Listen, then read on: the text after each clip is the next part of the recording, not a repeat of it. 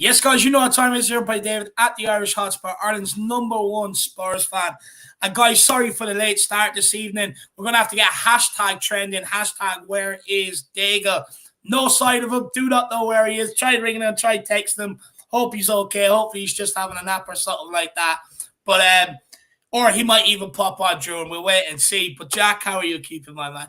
Keeping pretty well, Dave. Actually, keeping better now that I'm on the side that I like to be on, that right-hand side. And also, some people get a bit crazy, as you know, when it gets a bit mixed up there. And I like to see it because they're so used to seeing the show. But yeah, everybody just put a search party out for Daigle.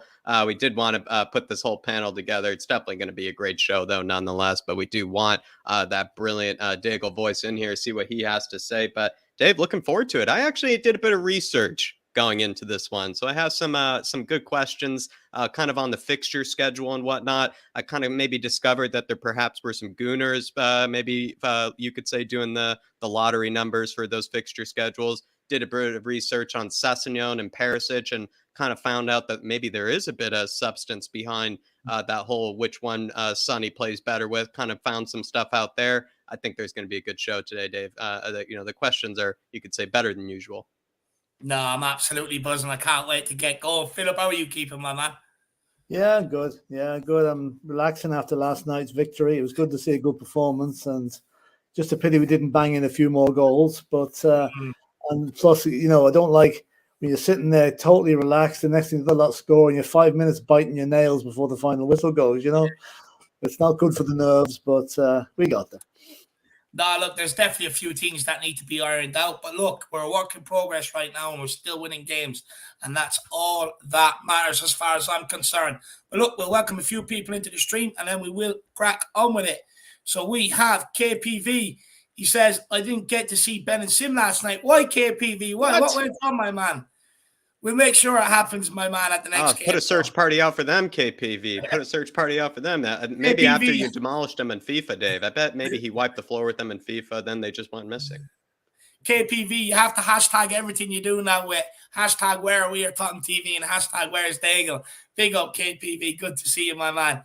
Mick Armlock says, good evening, Jack, Dave, Brian, and Philip. Big yourself up, my man.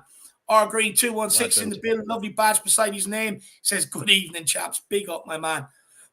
We've also got Mr. Kiriakou in the house this evening. Oh, big up, Danny. Hope you're keeping well, brother. We've got Mia W. Says, hello, everyone. Big up, Mia. I hope you're keeping well as well. We've got Ryan Trestain. Says, big up, Dave, Jack, Brian, chat. On my way home from co-op, watching on my phone. Much love, and hit that like button to show much love to the guys for all the hard work they put in. Big up, Ryan. Really appreciate that, my man. Top comment as well. And again, a lovely membership badge beside his name. Tom Markkinen, big yourself up. I hope you're keeping well, my man. He says, hello. Dermotron's in the building. He says, big up, Dave, Jack, Mr. Daigle, and the Godfather himself. Don't mention Sky Sports or Talk Sports, Dave. We are on the march to beat everything on Saturday, guys. Philip, what's going on with Sky Sports and Talk Sport? Oh, same old, I'll be honest, I haven't seen anything today because I was out. The written report on the Sky Sports website last night was nervous Spurs hanging on at the end or something like that. So that was enough. I didn't even read the rest of it. They twisted it in such a way that we were hanging on towards the end, and that it was a pretty unconvincing performance, which was wrong in both cases. But anyway, if anything, Philip, it was probably Fraud Sports being nervous that they had to write anything nice about Spurs that night. It was them. Well, that's true. That's true. Yeah, I must say though, the panel last night they had Glenn Hoddle and what's his name? I've forgotten the other name of the guy. It was a Spurs-related panel anyway, which made quite a difference. Peter Crouch. So they had two Spurs players on the panel, which is, nice to see. And they were pretty impressed. Why is that BT Sports getting the thumbs up from Philip? Absolutely love it. Well, it has to happen in odd time, And then Jermaine Genius was on co-commentary, and he wasn't too bad either. So it was actually quite a refreshing change to be able to listen to the commentary without switching down the volume. King Hoddle says just 3 defeats in our last 24 games overall and only 2 defeats in our last 20 games. Antonio the Great is doing an incredible job at our football club and needs to be backed to the hill. Come on, you Spurs. As absolutely unbelievable for my man. Big yourself up, King Hoddle. What's that? Maybe he wants a job as a stat man, Jack. Big up, King Hoddle. I mean, plenty of people are going for it. Dark Sun G has taken a title of his own. King Hoddle's going for his own, especially King Hoddle. I think Dave has probably earned the Højbjerg and Emerson Defender of the Year, at least in some stages. The man is an absolute legend. So he definitely needs some title of some kind. Big up King Hoddle. Appreciate it. Big up King Hoddle. Big up Matty Hayes. I hope you're keeping well. Good to see you, brother. Good to see you, my man. Big yourself up. We've got, by the way, good job on that last one of Spurs last night. Really enjoyed the show, my man. Big up, Matty. Harold Miguel Escobardo says, holla at me. He says, big up Matty Hayes as well. Big up Harold Miguel Escobardo. Hope you're keeping well. We've got Wisdom Wolf. He says, big up everyone. We've got Dan Coy says, Irish Hotspur, Mr. Kanicki himself, the gift that keeps on giving. Another quality stream with excellent guests. Big up Brian and Philip. Come on, you Spurs. As I did say, we're still waiting to find out where Brian is. As soon as I know, I'll keep you updated. But he was supposed to be here tonight. He's probably counting sheep on the couch, I would say. Ricky Nados says, big up, brothers. Come on, you Spurs. Lisa says, good evening, Dave, Jack, and Philip. Hi to all in the chat. Big up, Lisa. Good to see you in the building. We've got custom spoons. Evening, chaps. My man, can you play the spoons? Over here in Ireland, we love playing the spoons. You know, they think it's for dessert. It's not. It's for us to play tunes on the table with. Big yourself up. We've got Lisa as well. Big yourself up, Lisa. Good to see you in the building. And then we've got Scott Hynam as well. Big up to all. Come on, you Spurs. Ellie, big up, Ellie. Hope you're keeping well. Højbjerg with another fantastic performance last night. I don't know if the guys have informed you on the nickname or the only way to address the guy, Zinedine Salzburg. Now, Ellie, I know you would be a fan of that name. And she says, fashionably late, I see, lads, but I'll forgive you as you're my boys making all the noise. Suspect it's probably the Godfather getting the cup of tea. Actually, wasn't. Philip was actually earlier than me. Not guilty. He's always early. He's always on time. He's always on time. The Godfather is, I would say, Ellie. Normally, you could probably pass on that sort of kind of blame to the Godfather, but I must say, as a punctual man myself, I can tell Philip is a very punctual man as well. Yep. This time, it's unfortunately the Daigle, but Ellie, no worries at all. We'll hopefully get him at some stage, get to listen to his beautiful voices and see what he has to say on all these great questions. But I must say, I think, Philip, do you consider yourself a punctual man? I think I can tell that you might. Oh, yeah. That's one of my faults. I'd rather be 2 hours early than 5 minutes late. I'm the same. So there you are, Ellie. Big up, Ellie. Really appreciate the support, but this one doesn't go on me or Kanicki today. It doesn't. Not this time. Don't forget, I'm still number, where am I? 8 in the pecking order on the family list, ahead of one of your brothers. Big up, That's Ellie. right, Dave. We've got Chris, new YouTube member. He's not a new YouTube member. Big up, Chris. He's renewed it. He's renewed the fan show membership by the looks of things, and he's also thrown in a member super chat, Dave, and he says, big up Mr. David Harris and the one and only Jack Kanicki. How could I forget about the Godfather as well, Philip Brady, and he's giving fist bumps all around everybody. Big up, Chris. Big up, Chris. We actually need to get an instrumental version of the Godfather song so we can play it when Philip's sitting in his chair there. We need to get some props as well. But 17 months, though, for Chris, Dave. And like Brad Matthews, like Philip, like Dermot, like Ellie, like so many. And I know I'm definitely missing somebody like I always am. 17 months of outstanding service, Jack. Yeah. 17 months of outstanding service by Chris. Big yourself up, my man. He's one of the foot soldiers, been here for a long time. And don't stop being funny, my man. Big yourself up. But yeah, we need to get Philip some props as well. Get him a nice cigar and get him a nice thumbnail laid up of him. Oh, that's the thumbnail for your Tottenham Daily, Philip. So we're going to organise that. We'll get that done, my man.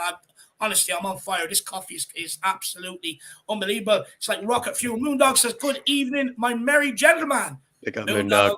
Moondog. I'm gutted for you, buddy. I am absolutely gutted. He went for the Dyer bet again yesterday. Just didn't pay off. Just did not pay off.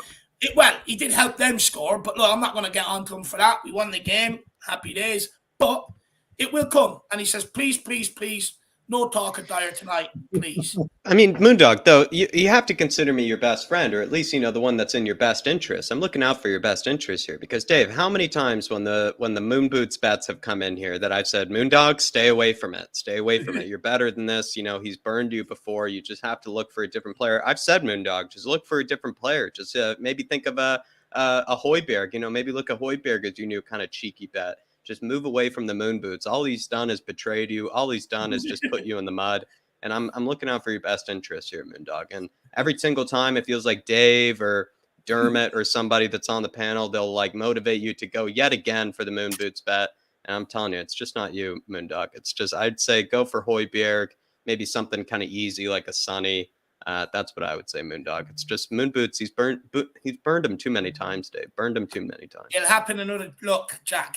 The odds for him scoring will be high. So he will make his money back or even make a profit over the year because I predict Dyer will pay out another 3 times before the end of the season. So I think you just have to work it out, Moondog. What's the odds, how much you stand to gain, and then work out how much you're going to spend each week doing it, my man. In fact, we'll get Sean to do it. Sean's the accountant. We'll get Sean on it, my man. Big up, Moondog. Hope you're keeping well, brother. Good to see you. Tequila 314 is in the building. Great to see you, my man. Who else have we got in here? We've got Clement. I'd also like to hear you talk about Sessegnon. We will. Moni Pete, big up, gentlemen from LA. Sunny big LA. Up, Moni. Big up, my man. Oh, absolutely love it. Get LA, what a place to live. I'm jealous. I'm actually jealous. I mean, I feel like I need a holiday. I'm so jealous. Derek Smith says, evening to the Irish Spurs triumvirate. Absolutely love big that. Up, Derek. Up, my man. That's a tongue twister, that one is. Who else have we got in the house? We've got Good Vibes FC. He knows what time it is. Conte needs a lifetime contract with Spurs. You tell him, brother. Big yourself up. Luke Dadaruma says, apparently Kane's second pen is still rising. Yeah. Philip said the same. Jack got a delivery this morning from FedEx. Where did it land, Philip? Where did you say it landed? I forgot, actually. Well, it's either South Africa or the back of row Z in the South Stand. It was that bad. You could even see the guy trying to record it behind the goal ducking. It was that bad. It was hilarious. It was actually what we said as well, though, where Sunny hit it so hard that we said, wow, that's probably, still going, that's probably still going through the net, kind of like Wanyama's finish from years before. Harry Kane's a bit similar, but kind of instead of, still going in a straight trajectory, actually just still rising. So, yeah, definitely. Jack caught it going by his window last night, and the FBI knocked on his door this morning looking for it back because Levy said he wanted it back. He wouldn't even let a tenner go on a football. So the FBI were there taking it back today. We've got Colin Turner says, big up the Irish Hotspur. Good evening, gentlemen. Big up, Colin. Great to see you, buddy. I really don't like missing anyone out, so I will get everybody. Adrian Schrocker says, good evening, all. Big up, Adrian. Great to see you. Bill is in the building, says, evening, lads. Evening, Bill. We've got Foggy Foam as well. He says, good evening, guys. Big up, Foggy. And we have David Clark. Hi from Leicester, the centre of England. Big up, my man. Absolutely love it. You're a Spurs supporter, I think. You are a Spurs supporter. So say it doesn't go down well in Leicester, but when you come up to London, you feel like home, my man. But look, Jack, I think we're going to crack into it. I just want to say to everybody, make sure you absolutely obliterate that like button. We've been on good form this week, guys. I know I gave out the day about like buttons, but since then, all you guys are behaving yourself. It's improved, and you're absolutely obliterating it. So keep smashing that like button. It's the best thing you can do. Well, not the best, second best, but it's one of the best things you can do to help push our content out to people. So massive thank you if you can do that. Feel free to smash the subscribe or let the content speak for itself and decide at the end. And also, guys, like Ellie, like Moondog, guys, feel free to get in a super chat. Show your support for the channel. But also, if you don't like queues, simply just get the super chat in. Skips you to the very bottom of the queue. Also highlights it. If you like to be dominant, it highlights it. And we will also give it a good discussion, all three of us. So do not be afraid to get them in. Even if you disagree with us or agree with us, we'll all have a good, civilized, balanced discussion on it. So feel free to get them in. But look, Jack, let's crack on, brother. Let's crack on to it. Dave, I did a bit of research today. Kind of, was thinking about the fixture schedule. And the reason why is because it feels like it's been so long since I've seen my beloved boys be playing at home in the beautiful white kits. I must be honest, don't really like the other kits too much. So it's nice to see them at home rocking the nice white kit.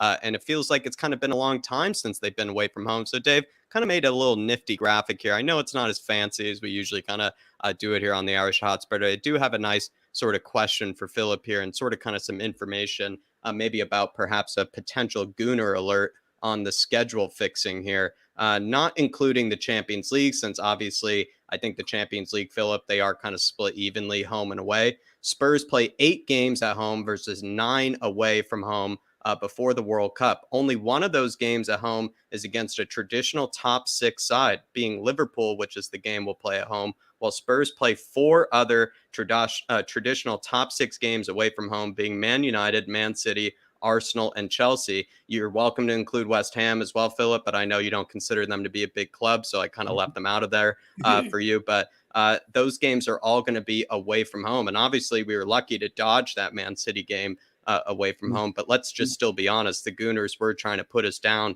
with that fixture scheduling.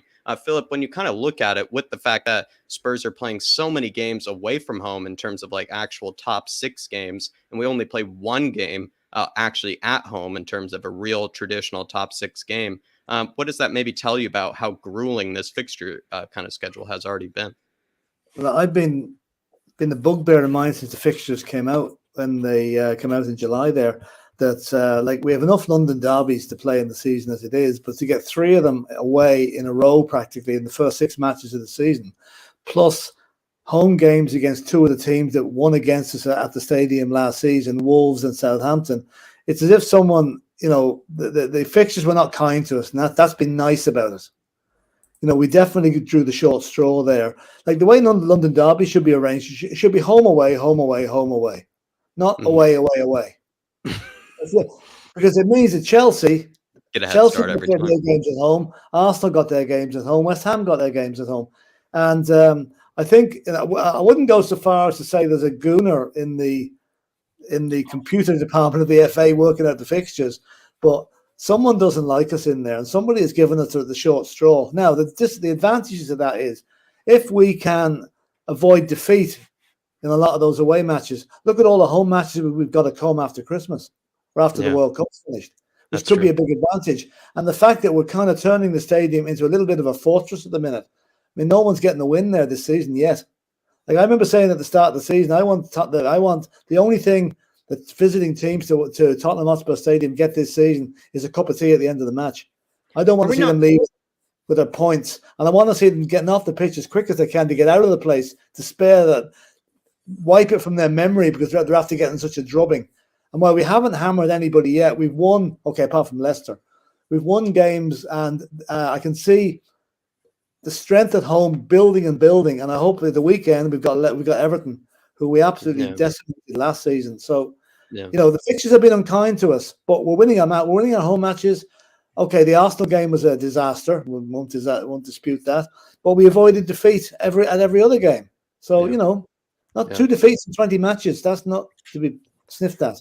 When I looked at the whole fixture schedule and when it kind of was just put in that whole kind of the whole setting there, I must be honest, it looks a lot more grueling than I think maybe Spurs fans might have realized going into it, because we probably spent so much time actually talking about how easy the Gooner schedule was that we never even realized how tough our own schedule was. I mean, it's been so long since we even played at home. I feel like, Philip, it's been forever since we've seen them play at home, especially when it comes to a Premier League game. And as well, I would say with Spurs' schedule being basically most of the home games being kind of easy games for the most part, or like teams that aren't really the traditional sort of top 6, kind of just says a lot about how Spurs have basically had to deal with sort of easy games at home or against teams that they should be at home. And then every single away game for the most part they've played this season are against teams that they've always found trouble beating and teams that they've always found trouble picking up points again. And I think actually when you do kind of take that big step back, you sort of kind of realize maybe they've done okay in that sort of grueling schedule. I think it's 5 weeks since our last home league game this weekend. I think Leicester was 5 weeks ago. Now, there's cobwebs in the seats for Spurs fans. After the Leicester game, there was a 2-week break for the international. Then there was Arsenal. That's 3 weeks. Then was Brighton, 4 weeks. Yeah, 5 weeks since our last home game. It's crazy. And then we've got a week now coming up with Everton at home. We've got United away and then Newcastle at home. So we need to, hopefully we'll get maximum points there. United are funny when you just don't know what team's going to turn up on the day when they play us, Yeah. But I'd be hopefully getting 9 points in those 3 matches. Yeah, absolutely, Philip. Great answer. Ellie with the super chat. I'm buying Philip biscuits to go with his tea. I think he was here so nice and early with me, Ellie. Probably very kind of you. I think he probably wanted some biscuits, actually. Didn't even get a cup of tea, actually. Didn't even make one. Micados. If you're getting biscuits, get Micados. And Micados are nice, yeah. He was here 10 minutes early, Ellie. He probably could have had 2 teas, maybe, if anything, actually. You're absolutely spot on. But Ellie, Google what Mikado is. It's unbelievable. Big up, Ellie. Really, it's an opera by Gilbert and Sullivan. Big up, really appreciate the support, my dear. Really appreciate it. As much as I loved Philip's answer, Dave, he did say he wasn't convinced that there was a gooner behind the fixture scheduling. He wasn't convinced there was a gooner behind the code of the random generator of the fixture scheduling. I'm convinced there is here because, like I say right here, Spurs play 5 of their 6 top 6 sides away from home, while Arsenal, Dave, play 3 of their 5. They actually also play 1 less top 6 side than we do before the World Cup, and we get to have 3 of theirs at home before the World Cup. We only get 1. Look, there's a bigger evil at play here. It's designed this way. Let's phrase it that way. I think Philip was trying to be probably diplomatic, I would say, and probably a bit nice. But for me, I think it's designed that way. We all heard the rumor about the old Champions League draw. Hot balls. They're the ones you pull out, and that was rigged for years. Teams getting the same teams. And the reason why it's done like that is because it's all about that. That's why it's done like that. So when you come to the Premier League, who's head of it? David Dean. Who did he serve? Arsenal Football Club. Right? You look at our fixtures. Southampton at home last season, lost. Wolves at home last season, lost. Chelsea away, never pick up results. West Ham away, being a bad place for us over the last couple of years. Arsenal away, being a bad place for us to go for nearly, it seems like my entire 2010. Then they go, we'll throw a few soft blows in there. Throw Forest in there, throw Bournemouth in there. And then they gave us Leeds, who they know is potentially tricky game, and Aston Villa, who kicked the living shit out of our players last season. No one can tell me that them fixtures, most tricky fixtures, Brentford as well, who also done us at home. It was like each one was handpicked, by the way. So it seems like every single fixture is absolutely handpicked. And I'm going to tell people why. They're trying to grow the Premier League as a brand. The league is at its weakest ever. Serie A, weak in terms of a brand, in terms of what the name that they have carried across Europe. The Premier League is where it's at right now, and they want to strengthen their grip on it. And we notice the players that are coming here, the managers that are coming here, when you look at it, so they want what Liverpool and City have pushed for the last few years, ultimate free-flowing football, high-pressing, free-flowing football, and they want that as their brand. Antonio Conte came in last season, flipped the script and got Tottenham Champions League when nobody gave us a chance. Nobody. And they know that his style and with the trophies he's got, that he is a threat to their brand. So they don't want him being up in the mix at all in the top 4, let alone in the league, in a league title race, purely because it's not good for them to monopolize on or make money off. Now, when Tottenham was pushed is when we had Pochettino, because the style of football we were playing. Now they're anti-Tottenham. They've got a lot of times they have been anti-Tottenham, but they're anti-Tottenham because they don't like our style. It's not a good representation for their brand, and that's what it's all about. Them fixtures were designed to have us hovering just above relegation going into the World Cup, in my opinion. I think there's a bigger evil at play here, and it's all about that.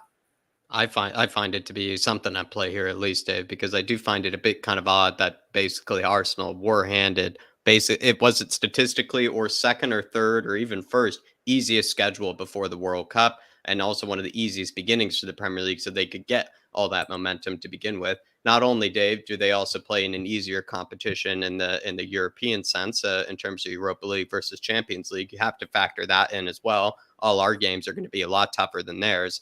So when you sort of look at how also maybe they even set up our initial games with the likes of Chelsea, Dave, Wolves, Forest away, West Ham away, it just seems all just very, carefully picked. And I kind of agree with you there. And as well, I just feel like if Arsenal, it wouldn't be really much to be made of it if maybe Arsenal, let's say they played 2 of their 5 away from home or something like that, those top 6 sort of kind of games. But the fact that they do end up playing 3 away from or 3 at home, and it is actually a majority of their games at home, is going to be against the top 6 sides, where Spurs are only afforded 1 out of 6 games against the top 6 sides. 1 out of 6 they're granted at home. And they've been very kind to us, Dave, very kind, the Gooners, by allowing it to be Liverpool. But it is just a bit odd, I find, that it just seems like it's so heavily favored towards the Gooners. And maybe it is just luck of the draw for them. But considering everything that's going for Arteta, considering also the soapbox that we had to watch on Amazon and everything, I agree with you, Dave. There is something potentially at play here. Sure, even look at the results or the decisions Arsenal are getting this season. Do you not find them very similar to the decisions Liverpool were getting when they were high flying? And then you're looking across other Premier League games and they're not given. A VAR line's not working for the Arsenal's first goal. Give me a fucking break. Handballs not given because they want to push Pep versus Arteta, teacher versus student. They want that narrative. They want it bad. Yeah. I think they couldn't they couldn't leave the VAR decisions with Liverpool only. People would start to talk. So they've moved it on this season to Arsenal. I think we did right there. Because I'm just looking at one of the penalties that was given. Goal was disallowed the weekend there. I think it was Rashford. The ball didn't really touch his arm, but it was disallowed for handball. And then you have the goal. What's the name of the Arsenal player that handled the ball? Gabriel, the one that slapped it in his own box. Yeah. I mean, his arm was up there, and it hits him on the forearm. You look like the Statue of fucking Liberty, Philip. Yeah, exactly. And then you have the penalty, which was 2 players kicking out at each other, hitting each other at the same time. Why was that a penalty? It's 50-50. So it's a joke. It's a joke. I'm just amazed we got a VAR decision last night. I was sitting next to that. He's not going to give this. He's going to find some excuse not to give it. Well, fair dues to him, he did give it, but Jesus, he looked at it long enough. He had to be told to go to the screen. Like he done his best to not give it. Oh yeah, and he looked at it for so long, and then when he got mixed up with which players he'd booked, he never clue who he'd booked.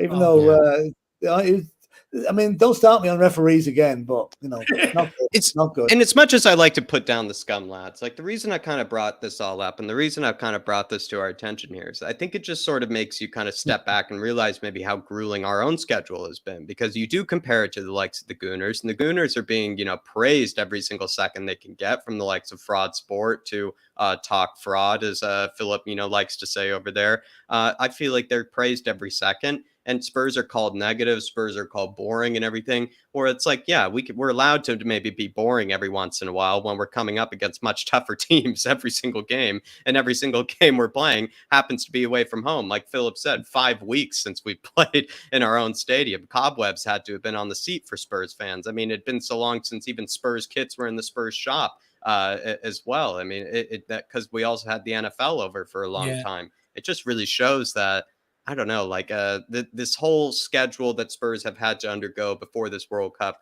at least tells me that maybe the point that we are at, the state that we are at, yes, we would have liked to maybe picked up points maybe against likes of the Scum. Yes, we deserved more points against West Ham. But you do sort of look at the whole picture, I think, and you realize maybe we've done okay for ourselves, lads. That's what I've kind of drawn from it. But I have evidence on my side as well, though, Jack. They've always tried to stop Tottenham succeeding in some sort of way. Lasagna Gate.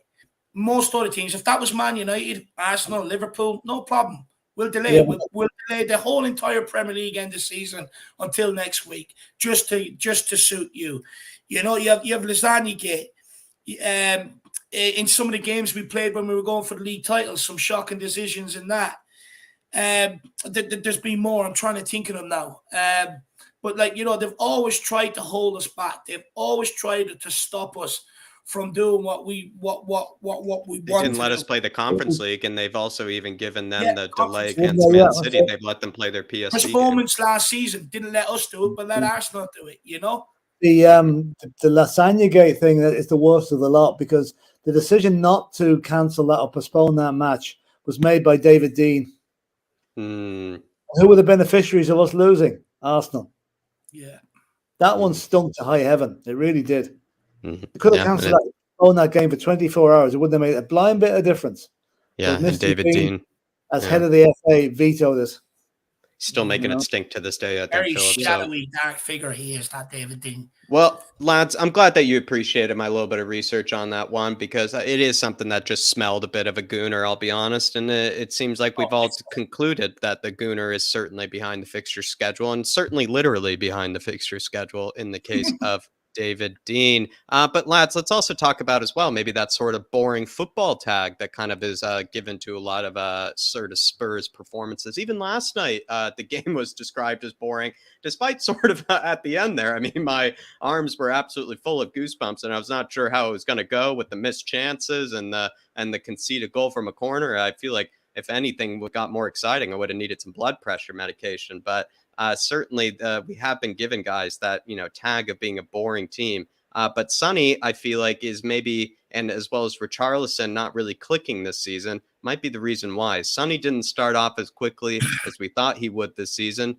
Richarlison is learning that winger position in Conte's system, which we know is very particular, very kind of heavy on the tactical instructions, you could say, sort of position. And Kulusevski and Lucas have been kind of out, unfortunately, for some time, dealing with kind of some very tricky injuries. Plenty of people who watch Spurs have called the way we play, Philip, boring, negative, those sort of kind of words. Could that be explained or maybe even excused by the fact that sort of our star forwards, maybe Sonny and Richarlison, haven't exactly all clicked at the same time, maybe until now?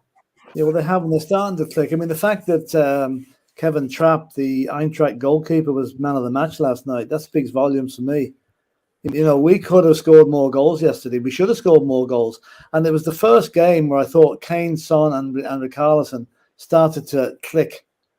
It's been a slow process so far. Okay, with a new man like Richarlison coming in, he's got to learn the ropes for Spurs. But I think probably the main reason maybe would be classed as boring, which we're not. I would never agree to that, is the fact that we are now so much more solid at the back. Well, most of the time, except when you bring on Sanchez and as a substitute, and then get caught out in the last 5 minutes for a goal. But I think Conte is building it from the back. He's making us hard to beat. I mean, look at the Brighton game there last week. Previous Spurs teams would not have survived that pressure that Brighton put us under. Yeah. But we restricted them. I don't think they had a shot from inside the area the whole game. We're restricting teams to shoot from distance, which suits us because Hugo can deal with most of those.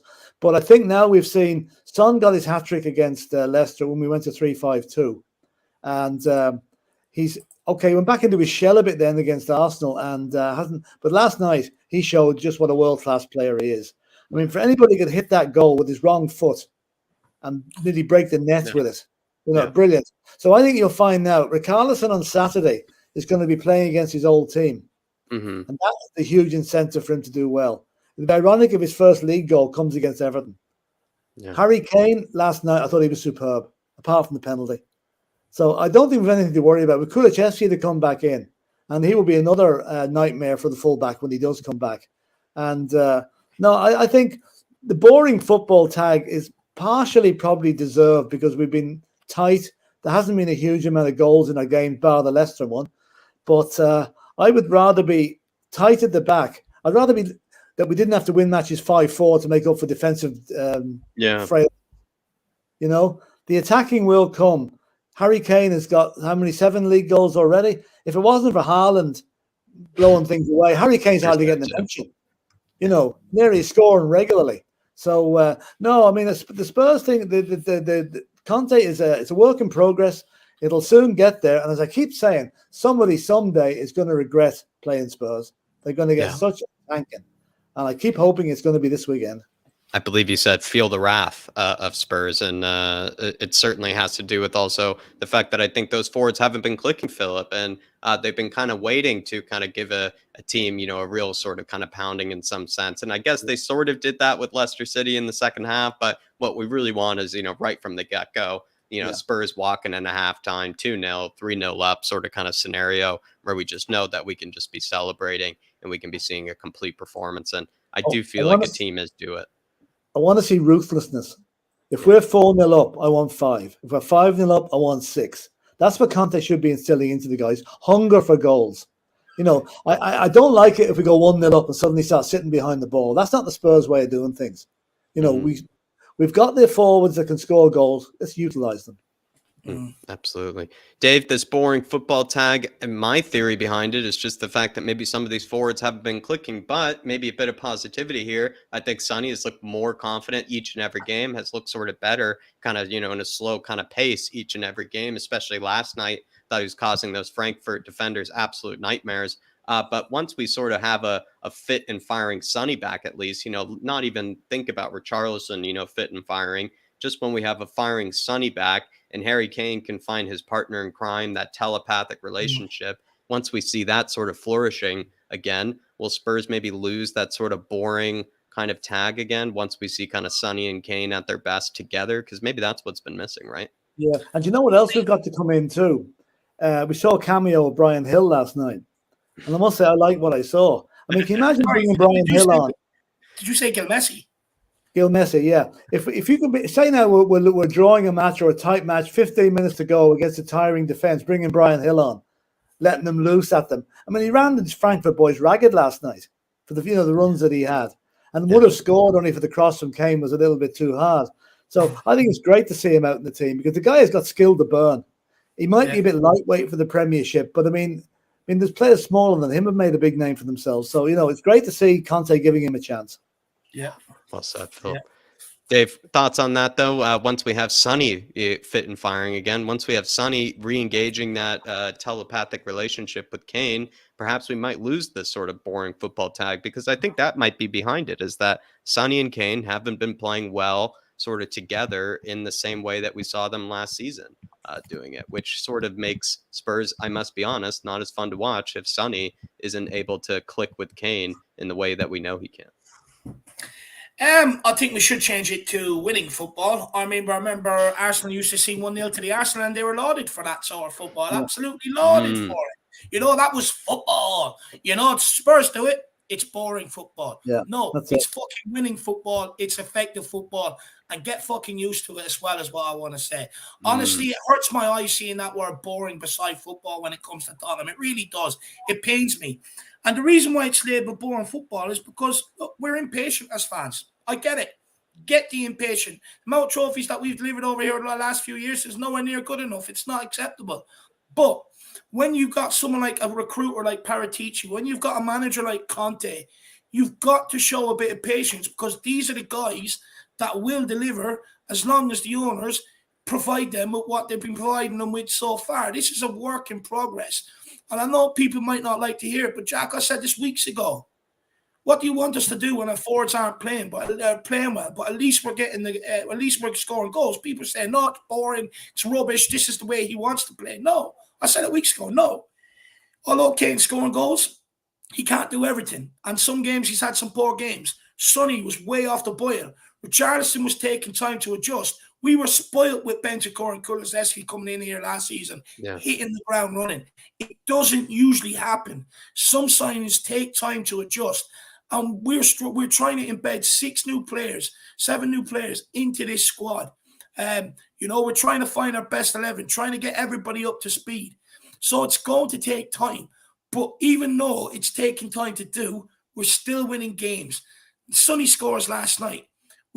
Kane scores last night. We end up scoring 3 goals last night. Kane was scoring goals, but if Sonny's not on form to help set him up, how do you expect Kane to keep banging them in? Sonny was off form, but I can forgive Sonny. Kane was off form at the start of last season, and I kept saying to people, relax. We want rotation. We want rotation. Look, it happens naturally. The amount of games, injuries, suspensions, it happens naturally. But people also went on, like Conte doesn't rotate. Lenglet, Ben Davies, Sessegnon, Perisic. Who else is there? Romero, Sanchez. Richarlison, Kulusevski. So he was rotating. But fans, what it was, fans weren't seeing it. They were clouded. They was just so angry with Tottenham that they could, like, there was no fair balance with it, with the analysis. Like, Conte's not rotating. No, he is rotating. Just because he's not rotating 6-7 players every single game doesn't mean he's not rotating. He's doing it periodically, sporadically, which has to happen. The boring football. Look, the only thing is, I said the same to people last season. No, we want 3-5-2. We get rid of the 3-4-3. It doesn't work. Well, hang on, it worked last season. And then all you got to do is go back to last season. Okay, what's the difference between last season and this season? Kane, Son, and Kulusevski. They were absolutely on form. They haven't been on form this season. And that's been the only difference.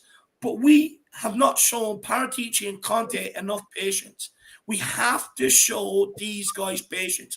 Just because you're showing these guys patience, it does not mean you're showing the owners patience. You can still have your gripe with the owner, but still give Conte and Perisic a chance to succeed. Because at the end of the day, whether it's getting rid of Daniel Levy and getting someone else in, or he stays here and he backs Conte and Perisic, everybody wants trophies delivered.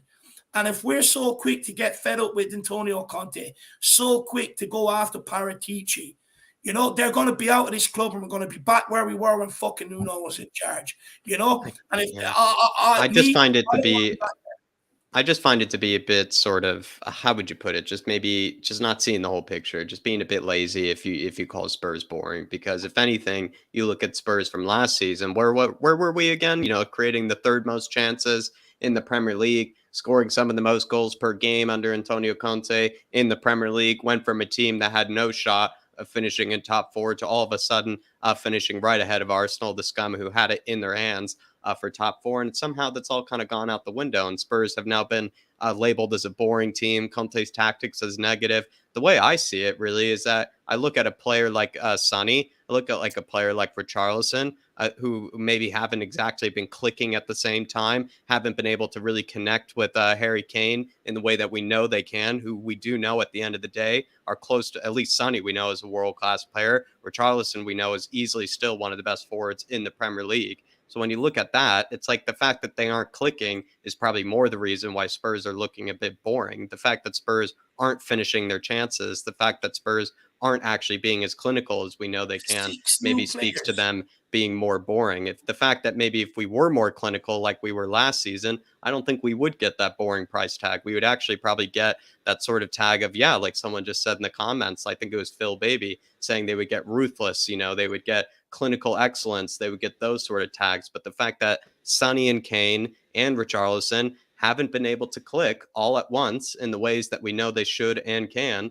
that's been the real reason. I don't think it's been tactics. I don't think it's been Antonio Conte setting us up differently or anything. It's been his reliance on those forwards to play to the ability that we know they can be. And that is close, at least in the case of we know Son and Kane is a world-class ability. And also, let's be honest as well, Kulusevski's been hurt as well. And that's a huge loss for us too. So it's kind of crazy. I think it's a bit lazy, if you ask me, to label Spurs as boring, because you just have to look at the forwards and the reliance on our forwards to be those, our best players in the team. And if they're not playing like our best players in the team, we might look a bit boring.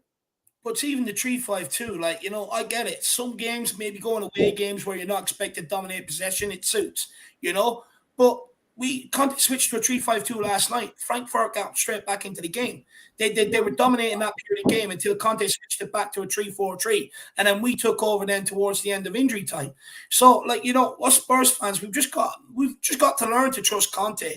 We may not agree with everything he does, but we've got to understand it comes from a mindset of how to win, how to be a winner. That's where it comes from. So just give it patience, Just patience is what it requires. We're onto a good thing here.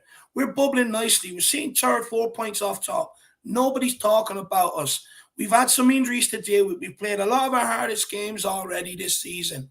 Come after the World Cup, we should have hopefully a bit of an easier fixture schedule. The games will hopefully be a small bit more spread out. Hopefully you might have another player in here to help us.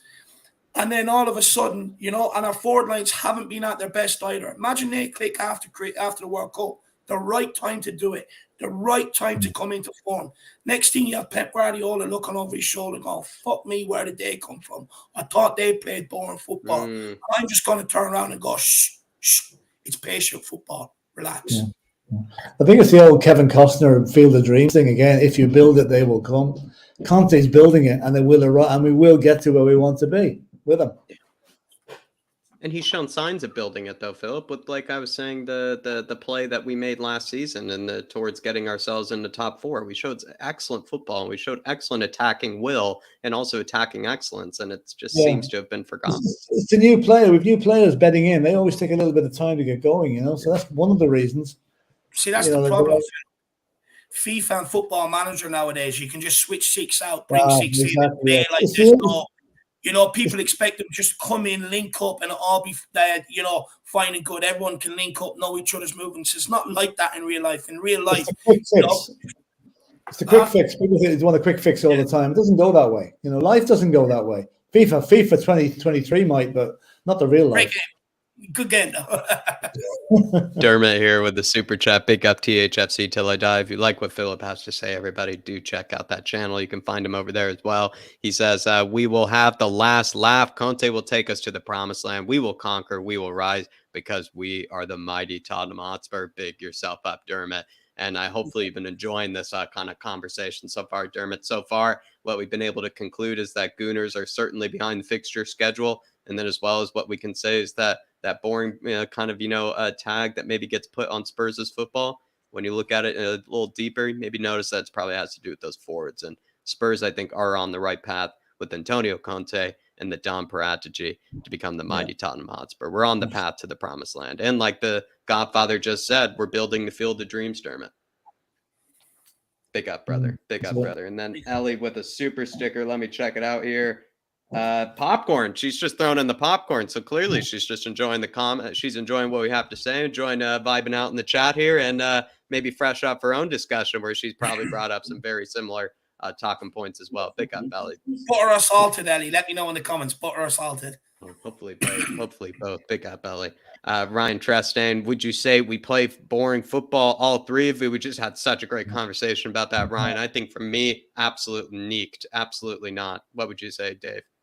Look, it hasn't been the best or most exciting football to watch, but like I said, it comes down to a number of things. 6 players to introduce, world-class forwards, just having a bit of a dip, taking the time to get into the season.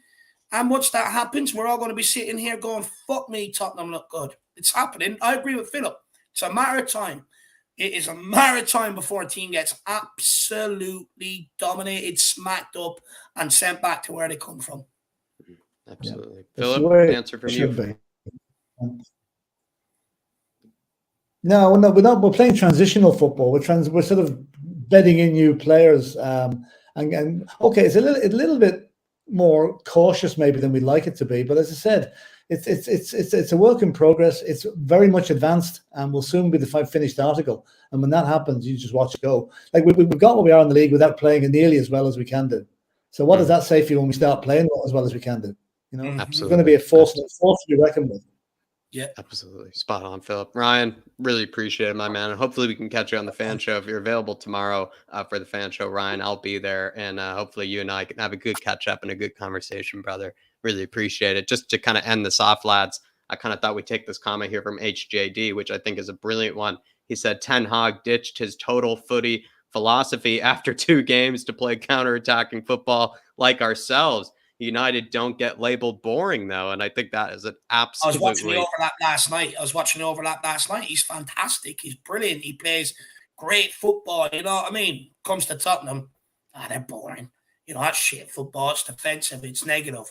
But when it's one of the big boys, the narrative is twisted. It is brilliant, though, because they did literally credit him for making a switch to counterattacking football. They said, oh, he can't come in here, play that progressive type of Dutch football. He needs to play more counterattacking, play a bit deeper. And then when Spurs do that, apparently we're not allowed to be credited for it. But when United do it, apparently they're allowed to be praised for it. It's unbelievable. And he's abandoned his own philosophy as well, like HJD said.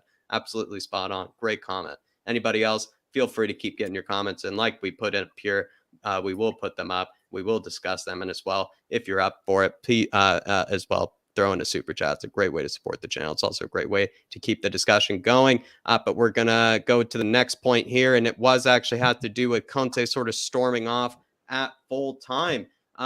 Maybe I'll go to Dave here first on this one. I'm just going to ask you kind of straight up and simple. Antonio Conte was seen storming off at full time, Dave. Why do you think that is? Was it maybe something that he saw that was maybe, displeasing him? Was it a decision of his that kind of displeased him? Why did he seem so frustrated, at full time? For him, you would believe it, Jack. He switched to a tree. Look, he would have been delivered with the goal we gave away. Again, another stupid, silly error that, they need to be stamped out. You look at another corner kick. Why can't we defend set pieces, Jack? Every pre-match build-ups, I'm giving you a new stat or talking about set pieces. It's been a real problem since Jose Mourinho has been here until this day that has not been sorted out. And there are Achilles' heels, just not being able to do some of the basics. Defending a corner, a set piece, it's basic. Controlling the ball, clearing your lines, it's basic. Some of the fundamental basics we do not execute. We switch off. Look, I do think this season it might iron itself out the more we get into the season. That's my hope. But look, he would have stormed off as well. He switched to a 3-5-2 just to kind of consolidate it. All you've got to do, 4 or 5 minutes left, keep the ball, kill the game. They scored, and what happens? The guy who scored picks up the ball and tries to beat 3 Spurs players and nearly gets away with it. Who's hacking him down? Who's taking him down? Where's the cleverness? Where's the smartness in them remaining 5-10 minutes? You see so many big teams do it. Keep possession, wear the opposition team out, bore them out, keep the ball away from them. And if they do return it and they try to hit you on the counter, take them out. We did not do it yesterday. It's naive. And we gifted them away back into the game with 10 men when they were dead and buried and gave them the ascendancy. And it only really responded when Conte brought on Gil and Lucas to revert back to a 3-4-3. So leave it at all them small things. It's naive. It's stupid. You're in a dominant position. They're down to 10 men. Just keep the ball. We couldn't do it, and we didn't do it. And that's what he'll be angry at. Yeah, and Philip as well. These are Conte's quotes after full time in the press conference. He says, "We are talking about a really good performance, but the final part, we have to take a big lesson, everybody. Myself and the players. Everybody conceded. The game ended. Maybe also the stadium and the fans could take a big lesson." He kind of basically said everybody maybe took their foot off the gas, and he even kind of blamed himself for it, Philip. Do you feel like that's true, that Conte maybe got it a bit wrong? The fans maybe kind of maybe lost a bit of momentum. The players lost a bit of momentum. Do you feel like the foot was taken off the gas? I think from about 65, 70 minutes on into the game, Spurs lost a bit of the intensity that they were playing with. I suppose we were 3-1 up, and Eintracht weren't showing any signs of coming back into it at that stage. So, yeah, then he made the substitutions, and that weakened the team a bit because he brought Sanchez on. And Sanchez and Emerson on the one side now is a recipe for disaster, as it turned out to be. But I have a theory about Conte's tunnel antics. He's done that before. And I think when he's not pleased with the team, if he's happy with the team, how they performed overall, he'll go onto the pitch after the match and hug every one of them. But when he he's not happy with it, he goes off down the tunnel, which is a kind of a dog whistle to the team. But watch out, lads. The boss is in bad humor when we get back to the dressing room. So I think he's more or less, it's scolding the team for the last 10 minutes the way they played it, and that he wasn't happy. Is it a bit of perfectionism, Philip, do you think, from Conte, or is it? I want to twist the question. I do have something else I want to add after Philip's finished, but I want to twist the question. Is it psychological?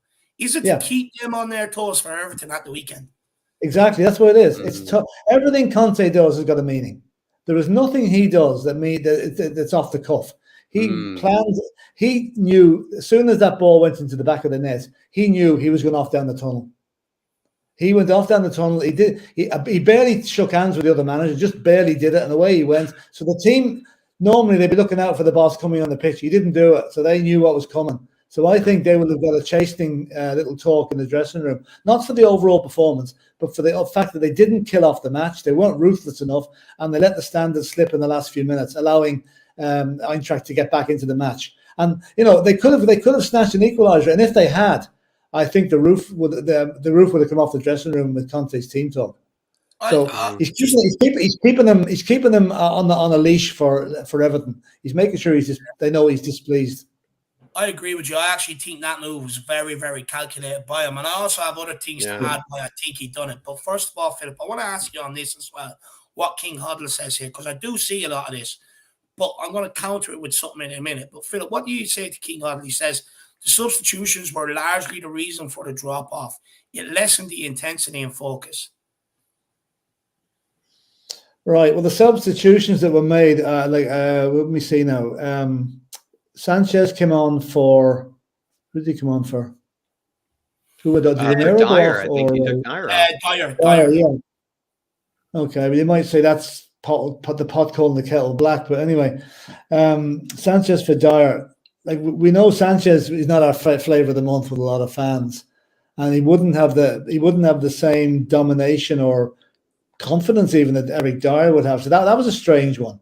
Okay, getting rid of the forwards wasn't so much because Son went off and Lucas Moura came on. Hill came on for Richarlison, was it? No. Sonny, I believe. Sanchez Sonny and Lucas Dyer. came on. Sanchez came on for Dyer. Bissouma and Ollie Skip came on for Richarlison and Bentancur. And then Lucas and Gill came on for one, came on for Son. Yeah. And the other one came on for Sessegnon, would I be correct? Yeah. Like it shouldn't have made that much of a difference, really. The only one that would worry me about those substitutions would be Sanchez. If Bambi on ice because he's been called in certain places, I think, okay, we probably would have won 3-1, but it was Emerson Royale made the mistake of giving away the corner. So the substitutions would have been classed as successful if we got through the game at the same score as it happens when they came on. But I wouldn't really say it was one of the substitutes. It wasn't one of the substitutes. It was one of the existing players that made the mistake that allowed the goal to be scored. So then I would say possibly no, the substitutes didn't have an impact. And we were all crying out for rotation and not wearing players out. I can quite understand Conte bringing them on when they did, because let's face it, we were still in control of the match. Yeah. They weren't hurting us. They weren't testing us. And it's just one of those things that happened. That they got to go back, and that gave them an awful pep in their step for the last 5 or 10 minutes. Okay, we should have buried it with the penalty. We should have won that 4-2. But no, I wouldn't say it was actually the substitutes. But the most surprising one would have been Sanchez for Dyer. I don't know why he did that. Yeah, really. Dyer was on yellow. He didn't want to lose any players. Oh, maybe that's it. But no, I wouldn't say so. It was just one of those things that happens. It was our inability to defend corners that was the main problem. Do you know what? I'm starting to feel very sorry for Conte, because before all games, all week, we want rotation, we want to switch this, that, and the other. Why is he not using the subs bench? Is another thing I've heard aimed at him this season. People calling for substitutions earlier on the season. He makes the substitutions. He makes them. And by the way, people were calling for Ollie Skip to come off the bench and get minutes. Basuma to come off the bench and get minutes. Gill to come off the bench and get minutes. Sanchez to come off the bench and get minutes. Keep everybody involved. The minute Conte does that, he's not blamed for his substitutions. He blamed himself even. He found himself. No, he shouldn't. He shouldn't. It's an excuse. I see us falling down the same path we were similar under Jose Mourinho. We don't like managers here that do absolutely everything in their power, even if it means pissing someone off, to get a win. It does not matter. We have to understand these guys would sell their granny to get 3 points. It's the way they are. Now, the minute Conte makes substitutions, it's his fault. Substitutions ruined it. But no one's questioning. Okay, Basuma had a chance against West Ham. Didn't take it.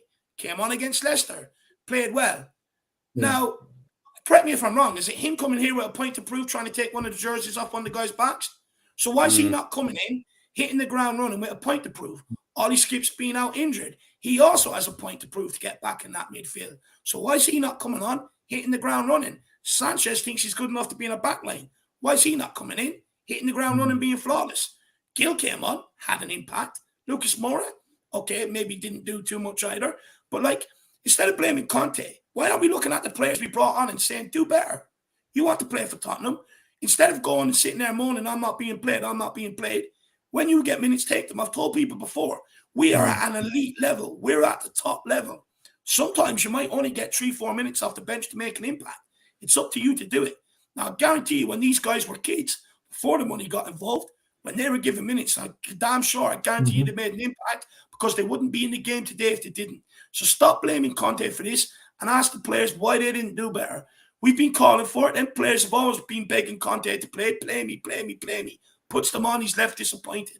Now, Conte also mentioned, and he also said this after the Arsenal game, we are not killing teams like we done last season. No, not yet. That's why also he stormed down the tunnel, because he wants a team of killers, and we didn't kill. We've got to get a ruthless streak going there, and as you said, I'm thinking back to the last game of last season. I mean, we were 2-0 up against Norwich, and that would have been grand, no problem. But that wasn't enough. The team went out and scored 5. And that's what we should be doing against lesser teams. I know we've done it against Leicester, but we've got to start scoring at home, especially at home. We've got to, as I keep saying, we want to make that place a fortress. The teams are scared to come to us. Yeah. And we're getting there, but we're not there yet. A few convincing wins against the likes of Leicester and Newcastle in the next few games, that will build up this reputation of, Jesus, I don't fancy going down there for a match. I'm not going to get anything, Mm-hmm. It was funny. It was funny to see Conte sort of blame himself, guys, kind of for it, because, like you said, it sort of meant like he listened to Spurs fans. He listened to what they wanted. They wanted to see rotation. They wanted to see players come into the team. They wanted to see certain players get their minutes, not lose any sharpness. And he ended up paying a price for it, Philip. He ended up 3-1 up with 15 minutes to go, and no real pressure on your team. I can see why he did it. There are times, like we were always saying, like, it'd be great to see if we're winning 3-0 with 10 minutes to go, he brings on Jed Spence. And that's the sort of thing you want to see. But it backfired. Excuse me, it backfired slightly on him. She'll get a drink of water. My throat's gone dry. Yeah. You're okay, Philip. You're okay. No, I completely agree. I completely agree with you. I mean, Dave. I mean, Philip's exactly right there. I mean, if you find yourself in that sort of position, like Conte, 75 minutes in, 3-1 up, should be okay, right? Of course it should. Like, look, stop questioning Conte. It's not like it's sketchy. You're 2 goals up. Yeah, exactly. And they're down to 10 men. It should be such an easy game for you to come off the bench and make an impact. An easy game. Look at Brian Hill. Last week against Frankfurt, came off the bench. Okay, done a lot running around, didn't really do too much. This time, down to 10 men, he takes his opportunity and exposes them. It's up to the players to come off the bench and take their minutes. They failed to do it. Yeah. Stop blaming Conte. But there was one thing else I wanted to say as well. Yeah, about taking the blame. It's all up here, Jacko. He takes the blame. He takes the blame in public. He's sitting there. The boys think, he's with us. He takes all the bullets for us. You can guarantee in that dressing room they got absolutely lit up. But the modern day player will accept it because it's behind closed doors. It's internal. It's not out there in the press. Before, players could have handled it. Now they can't. So it's smart what he does.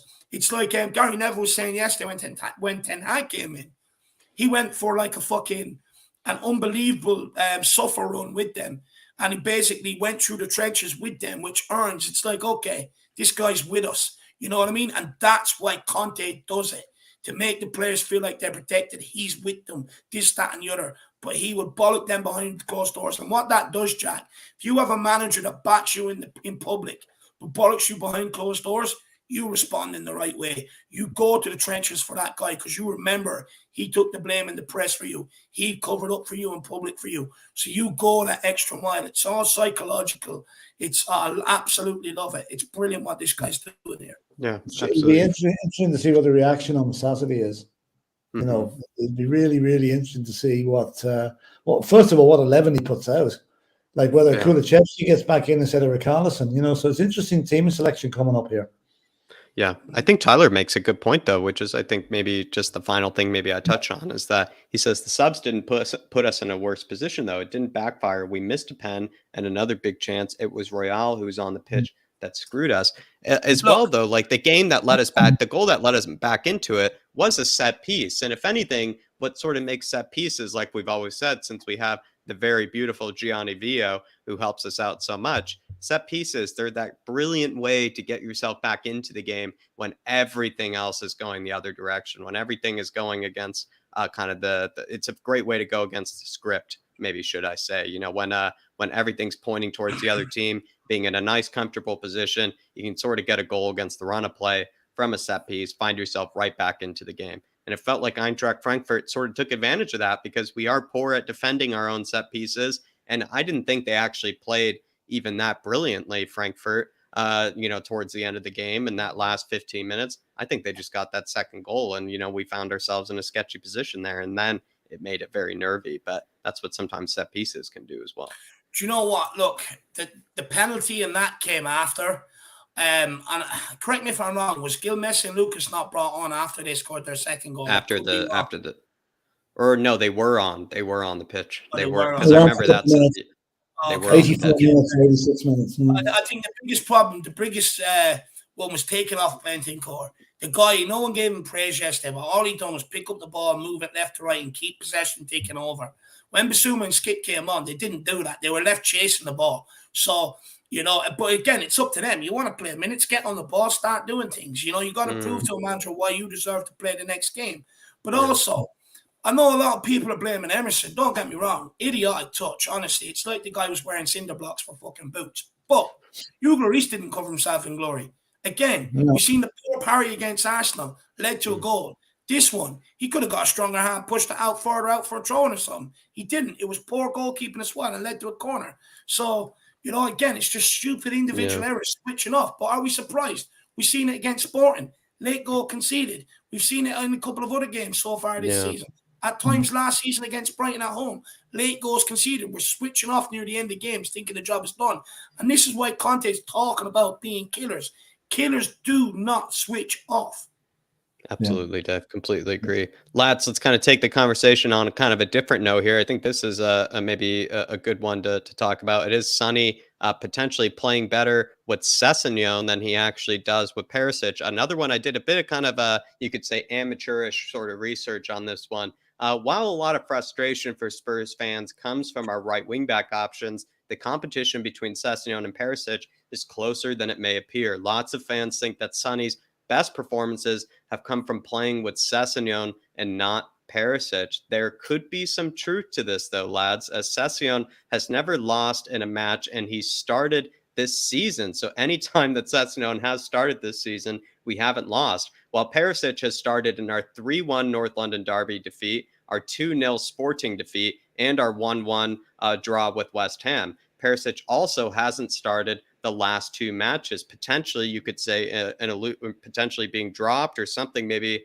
on the cards there. To you, Philip, does Sonny play better with Sessegnon on his side? And would you go as far to say that the whole Spurs squad plays better with Sessegnon in the squad? Well, certainly, I think when Perisic is on the pitch, he tends to occupy the space that Sonny likes to run into, which means the two of them are kind of getting each other's way a wee bit. Sessegnon plays it slightly differently. He doesn't go into the same territory that Son does. So effectively, I suppose you have to say Perisic or Sessegnon and Son are a better fit than Perisic and Son. But whether that's going to carry on or not, whether it can be adapted. I mean, you could put Perisic out on the right-hand side, but he played right wing back against Leicester for the first 20 minutes, and he was a disaster. He gave the ball away every time he got it. So his best position is out on the left. But if that clashes with Sonny, you want to have a fully firing Sonny in the team. And if Sessegnon can time his runs and keep his runs away from Sonny's, then Sessegnon's going to be the boy that gets the pick.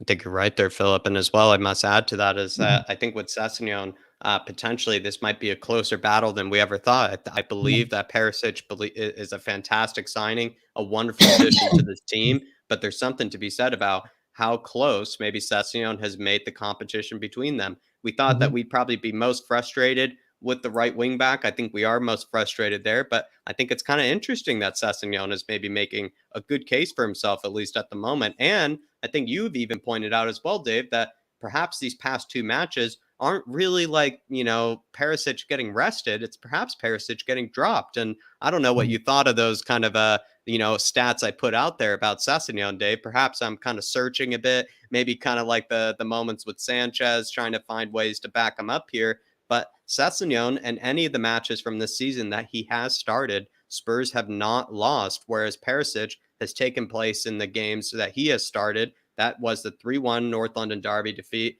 2-0 Sporting defeat, and our 1-1 draw with West Ham. Perisic started all 3 of those matches. Maybe to phrase the question a bit differently here, if we had started Sessegnon maybe in one of those, could we have picked up points?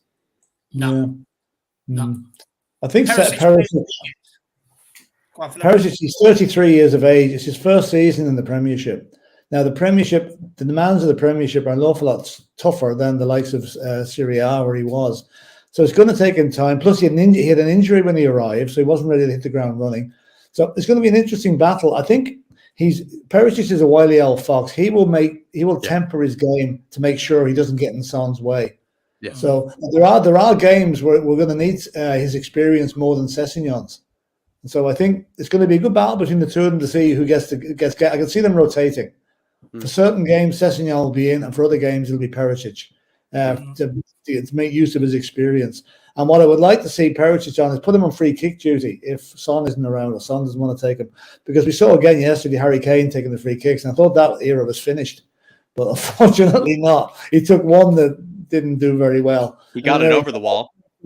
Took the one in the second half, So, but I think Perisic has got a good foot on him, and I'd like to see him on free kick duty or Sonny. Yeah, definitely. Dave, kind of thoughts on this whole Perisic-Sessegnon situation, and maybe has Perisic perhaps underwhelmed maybe a bit this season, and the fact that maybe he has underwhelmed is exampled by Sessegnon's, pretty surprising competition with Perisic. Underperforming, but I think he still has more assists. Correct me if I'm wrong. He does have good assists. You're right. Yeah, he's got more assists than Sessegnon, and the difference. I think that tells me everything I need to know. Perisic occupies more space going forward than what Sessegnon does, which gives less space for Son to run in behind. And Perisic is that the thing maybe he's doing that Perisic isn't then? He's actually just not as inclined to go forward, which allows maybe more space for Sonny? No, he can't. He can't go forward. He can't cross the ball. I've seen it time and time again with the guy. Look, defensively, I think he's absolutely solid. In terms of some build-up play, getting up to the final third, he's decent. But in the final third, he's got no composure, which I fail to understand because he played winger for Fulham in the Premier League. So I don't understand. One thing he did last night, which hasn't been mentioned, you remember in the first half when he skinned the fullback on the byline, got the cross in, and Richarlison challenged the goalkeeper and headed the ball across the goal. That was a decent cross, so you got to give him credit for that. I know he probably doesn't do it often enough, though. Yeah, look, one good cross, Philip, but I can pick out 3 or 4 this season where he's put them into absolute no man's land. Oh, yeah, that's what I'm saying. He doesn't do it often enough. It's the consistency. Look, going forward is Sessegnon's weak point, which again I struggle to understand because considering the guy's a winger, you think going forward would be his strong point. Look, I'll be honest. I stick by what I say. I still think Sessegnon is average. I believe I could do what he does out on that football pitch. I disagree with him being given man of the match against Brighton. I think it was an absolute appalling call. People said he had a great game last night.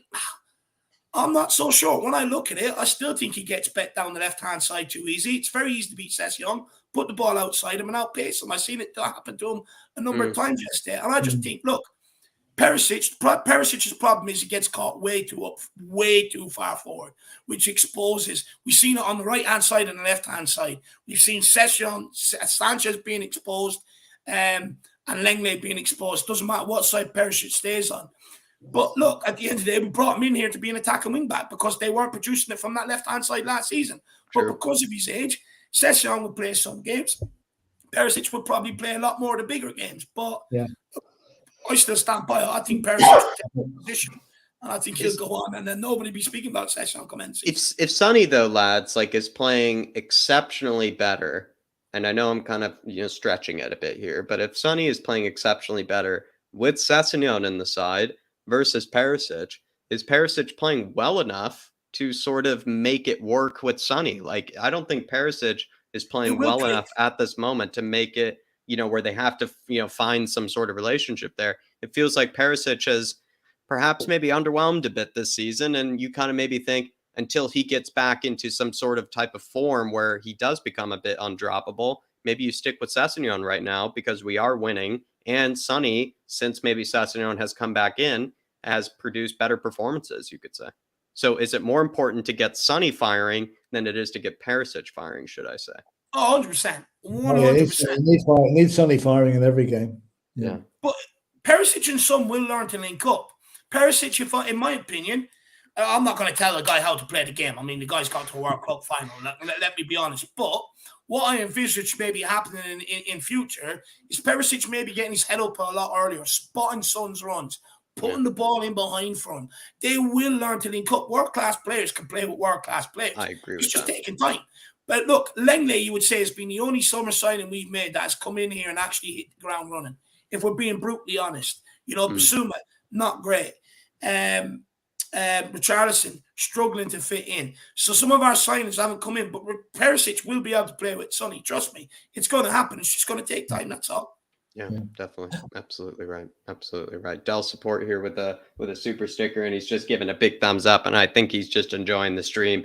Dell support is, and I really appreciate that, and I really appreciate the contribution. And anybody else, if you are enjoying the stream, do smash that like button if you haven't already. Keep getting those comments in as well. And like Dell support has, if you've been enjoying the stream, and if you do want to have anything to say, perhaps to skip the queue, perhaps to maybe stop us at any stage on our bit of flow and maybe talk about something that you feel like needs to be addressed, feel free to throw it in as a super chat. But I think we had a really good conversation there with Sessegnon and Perisic. I must say my conclusion from it, at least, is that maybe more competition between the two than we originally anticipated.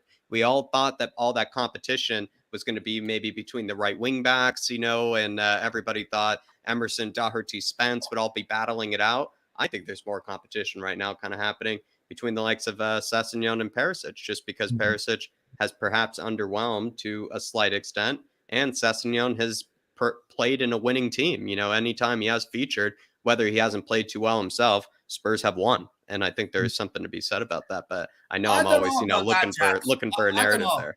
If you put him in against Arsenal, would we have won the game? No. I think he would have defended better than against Bukayo Saka. I think, Perisic did not cover himself in glory defending against Saka. Maybe not. But would he? Look, he didn't cover himself going forward, but he wouldn't have got into some of the positions Perisic gets going forward. That's true. Would he have made a difference? But we found ourselves right where Perisic had the chance to equalize, or get ourselves back in the game when Perisic did find himself forward.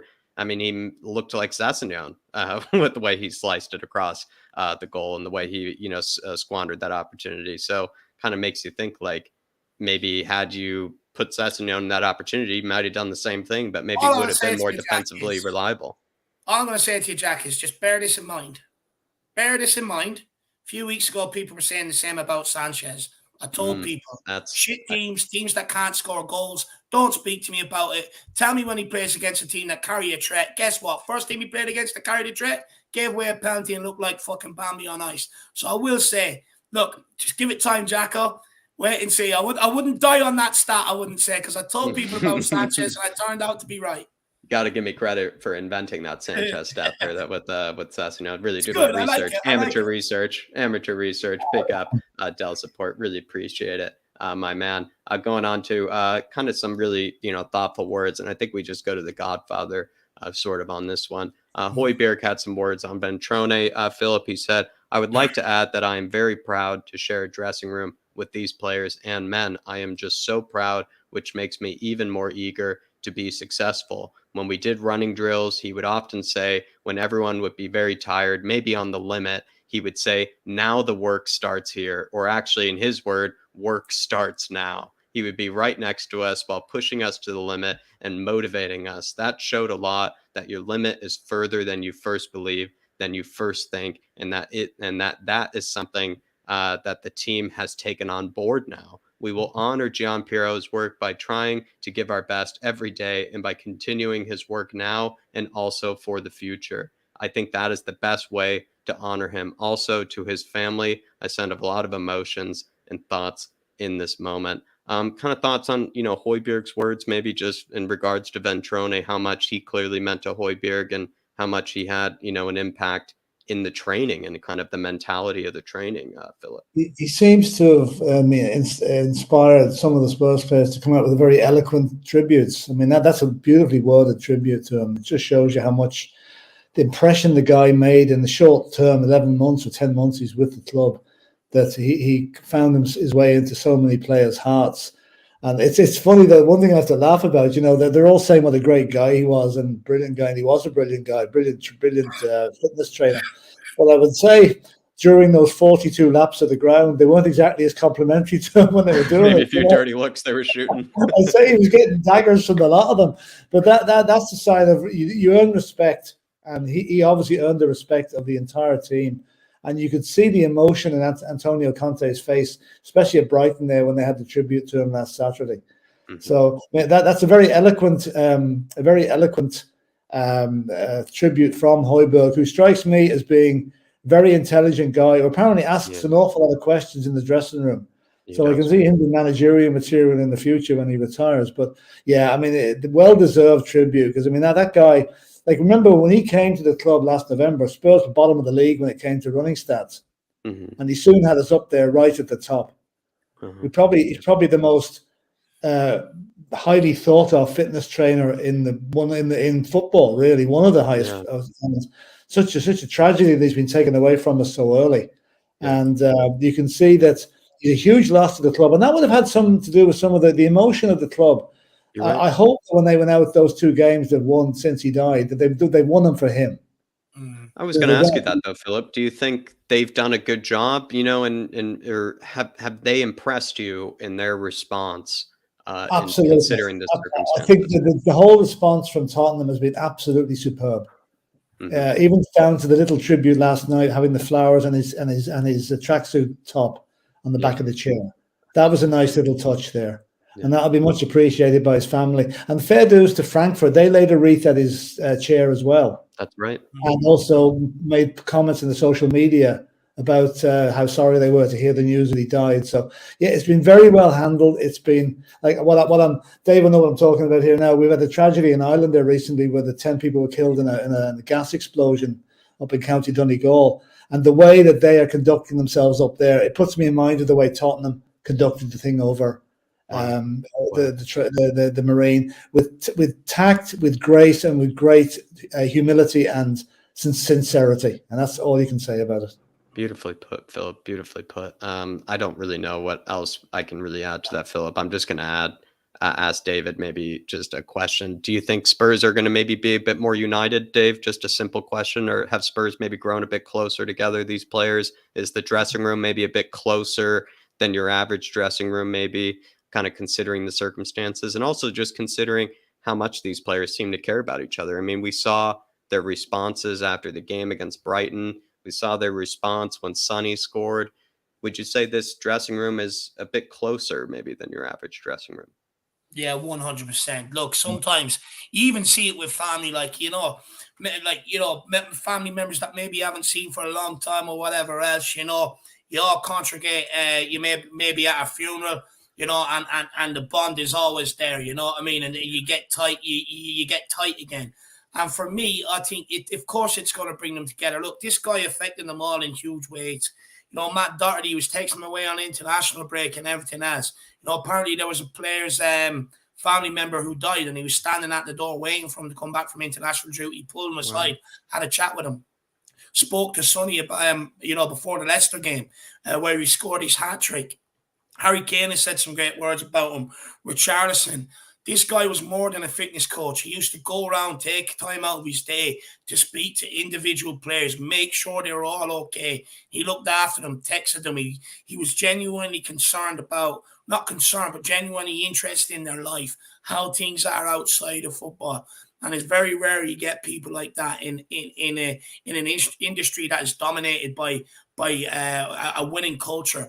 Very, very seldom you get someone like that. And that guy meant a lot to them players, and they all would have clamored together. If a guy touches you personally like that, you will do what you can to win. And then you see the next guy hurting. You know what he's going through because the guy touched you in the same way. So you clamor with him, and you all come together and you do it for that guy. So, 100% we're going to be united. And we'll use this till the end of the season, in my opinion. Yeah. Definitely, Dave. Love to hear that. Beautiful words from both of you, I must say. Beautiful words from both of you. Conan Taki says, gimme a ginger from Sweden. Number 21, and he plays on the wing. Come on, my man.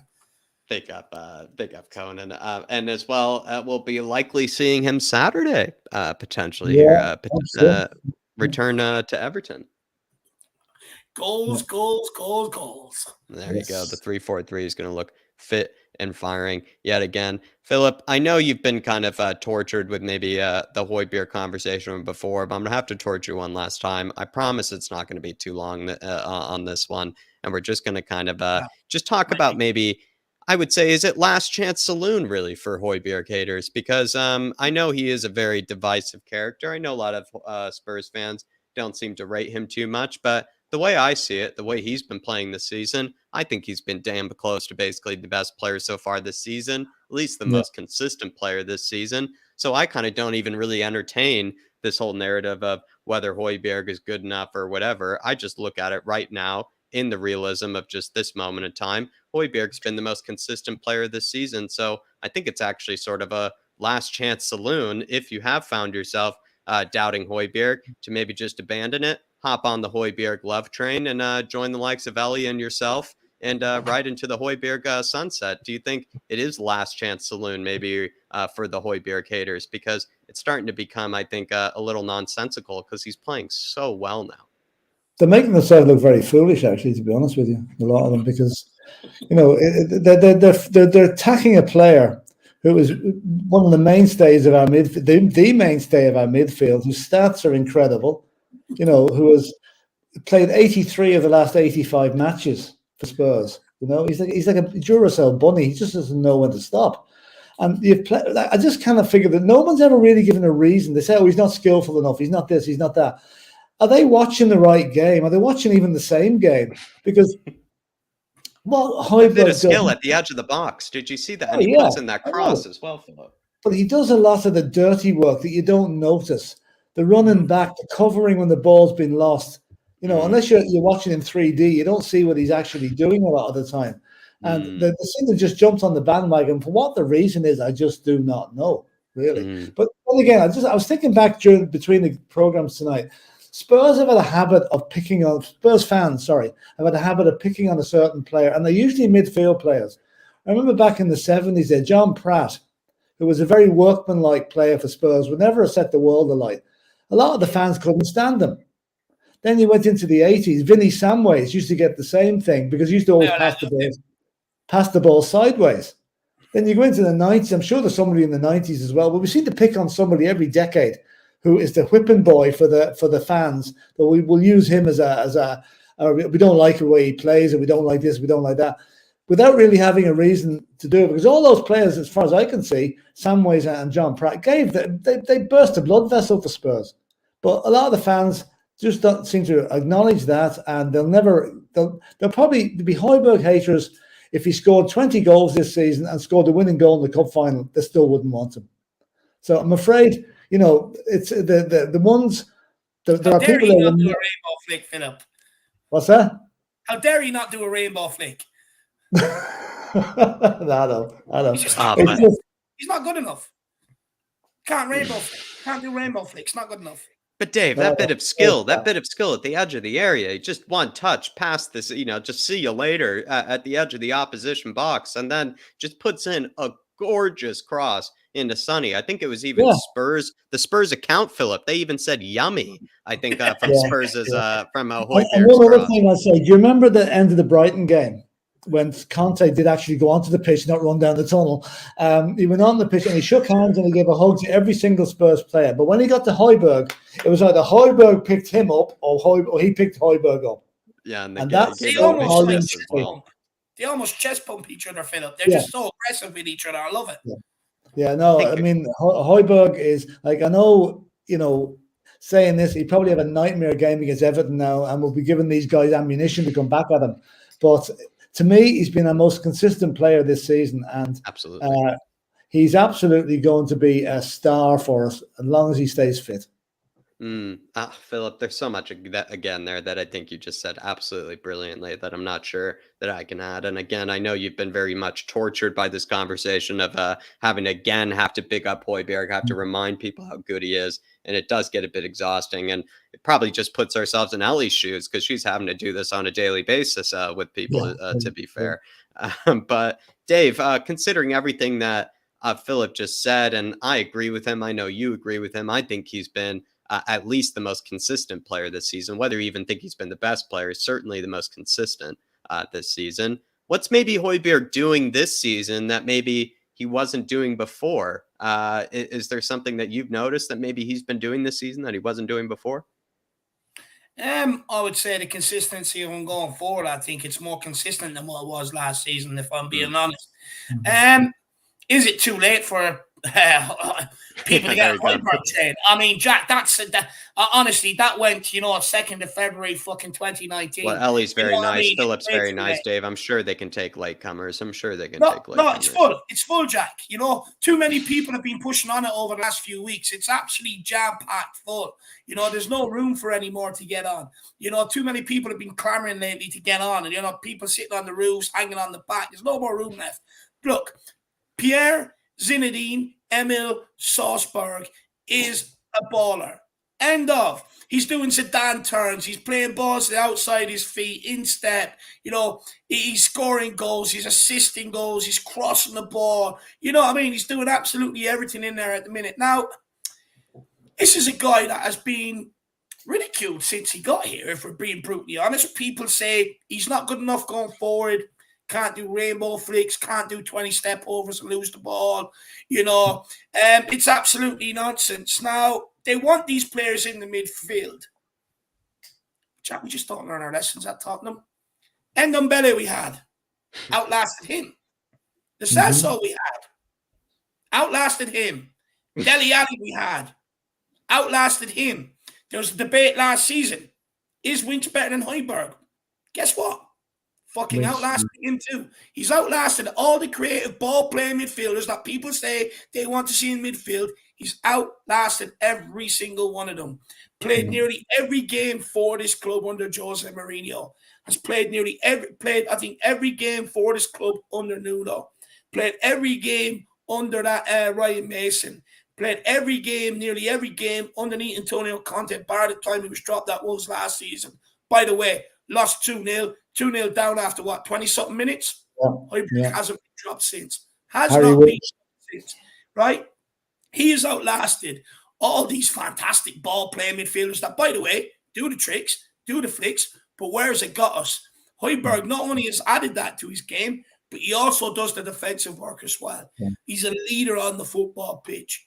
Get off Højbjerg's back and give the guy a break. What winds me up? I've heard excuses for Sessegnon. I've heard excuses for Endon fat ass. He never gets excuses, Højbjerg. Honestly, I've heard excuses for Endon fat ass, and the guy wouldn't even run after a chocolate digestive, right? I've heard excuses for fucking Dele Alli. We got to play him here, we got to play him there. I've heard excuses for fucking Harry Winks here. I see excuses all the time for Sanchez. I see excuses for a lot of our bang average players, but yet we criticize our good players. Kane has been in for it. Son has been in for it. Højbjerg has been in for it. Bentancur has been in for it at times. Romero's been in for it. Do we not want winners at this football club? Do we not want players that care about this football club? Honestly, it baffles me at times. Get off the guy's back. He's been a mainstay in the midfield since he signed for Hotspur. Facts. Leave the hating to Arsenal Fan TV. They've done enough of it last season when every single one of their players was getting hammered. We don't want to go into their league.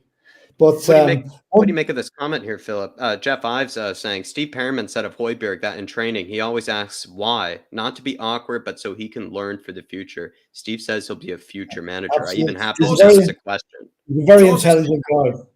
Very intelligent guy. He will be a manager in the future. You can be sure of that.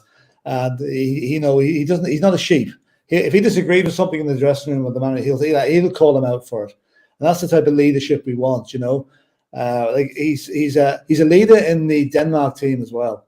He's a student of the game, would you say, Philip, as well? Yeah, he's a student of the game. Yeah, he's watching out for his future career once he's retired. He's only 25, 26, but in another 10 years' time, you'll see he'll be the he'll be coming back to the Premiership as a manager of some club, maybe even managing Spurs. Who knows? Jose Mourinho said that about him. He said, he was constantly over asking him questions. Why are you doing this? Why are you doing that? Peter Crouch, if anyone's ever listened to his podcast, he's like called Parched. Basically, Charlie Adam was sort of like that when he was at football clubs, always over drinking water with the managers and everything else. Basically, Parched is a polite way of calling them a lick arse, and that's basically what Højbjerg is. But I absolutely love that, because if he's getting that knowledge now and he's understanding why things want to be done, he's going to do it because he knows the importance of it. But there was one more thing I wanted to say to end off. I could ask you another. Yeah, you got it, Dave. You got it. You asked me before I know it's been ages, but before the first question you asked me, what has Højbjerg added to these games this season? I'm going to give you one stat. He's got the most, behind Pedri for Barcelona, he's got the most pre-assists around Europe, which is the pass to the assister. So he's the one that's constantly breaking the ball out, transferring the ball from midfield into them forward players. I think he even played one. Was it him that played Kane, who played Son yesterday? I could be wrong there. He also got the goal, the cross for Sonny. It's his forward play which he's adding to his game this season. Brilliant. And remember the pass he made. He's made 2 of Sonny's last 3 goals. And the hat-trick goal against Leicester, that was his pass. When he broke through from midfield and sent Sonny away. So, we were lucky to have him. We were lucky to have him. If he was playing for Arsenal or playing for Chelsea, we'd say, geez, I wish we had him on our side. But unfortunately, that's not good enough for some of our fans, Yeah. And just last question on this, lads, and I think we'll end off. Plenty thought that Basuma would immediately displace him and that eventually even Skip would actually get ahead of Højbjerg this season. I think he's proven that wrong. Has Salzburg gone to a whole new level this season? And really the question I'm trying to ask here is, maybe I'm going to ask Dave first. Did we write him off too soon? Or maybe did some people write him off too soon? Considering Dave, he only just turned 27 in August. I mean, did we write him off way too soon? I never wrote him off, Jack. Go back and clip me. I've clips of where people are saying to me, Basuma's going to walk in the midfield over Højbjerg, and I sat there and I go, not happening. Højbjerg's going to stay in that midfield. He's a year older than Winks. He's a year older than Winks. Exactly. And look what Højbjerg's done in the game compared to that idiot, and this is why people thought that Winks is still 23. I mean, that's just what it shows, is that they think Højbjerg was finished. They think Højbjerg isn't really going to get much better than what he is, like sort of thing. And it's like, he's just taking it to a whole new level this season, Dave. And now that we've seen him take it to a whole new level, and you realize he's yet to really still get into the prime of his career, it just sort of shows we wrote him off too soon, I think. Of course we did. He's coming into his prime, Jack. But no, I don't want anyone to ever say that I said Basuma walk into midfield over Højbjerg, because everyone said he would over Højbjerg, and I said no. Højbjerg's going to play. Look at his record under Jose Mourinho, under Conte since he's been here. He plays every single game. He's the trusted guy in there. He's the mainstay. Now, where I did think the position was up for grab was potentially Bentancur. But that guy has shown his importance in terms of just getting on the ball, passing it left, doesn't make a fuss, take it again, move it right, doesn't make a fuss. But look, at the end of the day, Højbjerg's still there. Get used to it, enjoy it, and suck it up if you don't. Exactly. Here endeth the lesson. Absolutely.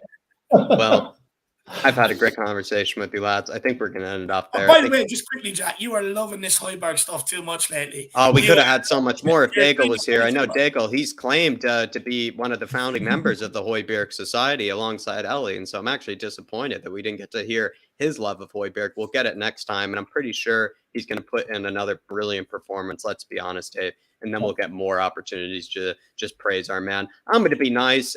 Any sort of last minute inclusions on my Højbjerg, train car, I think I'll find, some space for you. I just really want there to be less Højbjerg divisiveness. I find it actually quite silly that still at this day, there is still any at all. I find it actually kind of not even worth paying attention to, but it is still worth talking about, I think, on these debate shows, just so we can have some good crack and talk about maybe some praise that is due deserved. But Philip, I just came back from THFC Till I Die. We had a similar conversation that we just ended off with here over there.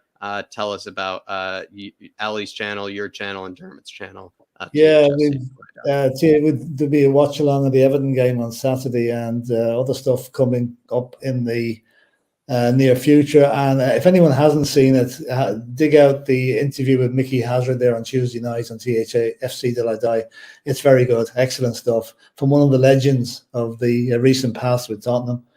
And there's always something happening on THFC. I think there's going to be some history stuff coming up, like picking a decade and talking about Spurs, like giving kind of a lesson to people that might be supporting the club that long and getting to know a bit about the history of the club. Yeah. And so you check it out if you can. We're trying to get up around the 700 or 800 subscribers at the minute. It's difficult to get them, but anyone that wants a bit different. I mean, let's say the Irish Hotspur is still the mothership. We're the kind of the satellite feeding off it. Love it. It's great to be associated with you guys, and I love being on both the channels. So that's about Appreciate it. You're an absolute guy, godsend to this community, Philip. Because look, you keep a lot of people in check, but you even keep me in check, which I like. You don't give me a free pass. Sometimes when I'm getting too much, you keep me in check, and I think you're an absolute credit to this community. You're always very balanced, very well thought out views, and everybody, follow Philip over to THFC Till I Die. You've got Philip, you've got Dermot, you've got Ellie, and it's great to see guys, maybe of an older generation out there doing their thing, having their say on Tottenham, and I absolutely love it, especially in a community that you would say is probably more middle-aged people. So I absolutely love that fact. So guys, please get over there and support these guys. It's brilliant what they're doing. And also, doing a kind of a morning show, 5 minutes every morning with just views on Tottenham and things that might happen. It'll be especially interesting the day after a match, but I'm sure I'll find something else to talk about tomorrow before the game on Saturday. Definitely will. There's going to be plenty. Definitely. And everybody, for tomorrow, I believe we're running the fan show. I'm going to put in the channel member link in the chat here, everybody. If you aren't a channel member and you do want to have your say before that Everton game, I'll be running the fan show tomorrow. Feel free to come on, have your say. The link will be in your community section for all those fan show members. It's a great way to come on and talk about the game. Great way to preview the game as well. Pretty much just a time to talk about the upcoming weekend and anything that's happened. But Dave, anything else that maybe they should be aware about before we end off? Philip's Tottenham Daily, that'll be out tomorrow as well, so make sure you tune in to check out his thoughts fan show tomorrow evening, and then guys, Sunday for the pre-match build up and the watch along. Great numbers, great enthusiasm, and great vibes on the one yesterday. Let's see if we can replicate it again this weekend. We're in a title race. Get used to it and fucking enjoy it, and enjoy it with us. Absolutely. Well, we'll end off there, everybody. On your way out, do smash that like button. Do subscribe as well if you are new to the channel. Please feel free to recommend it as well to anybody that feel like needs a new Spurs community, needs a new Spurs home. But everybody, as always, come on, you Spurs. Come on, you Spurs. In Conte, we trust. We will be seeing you.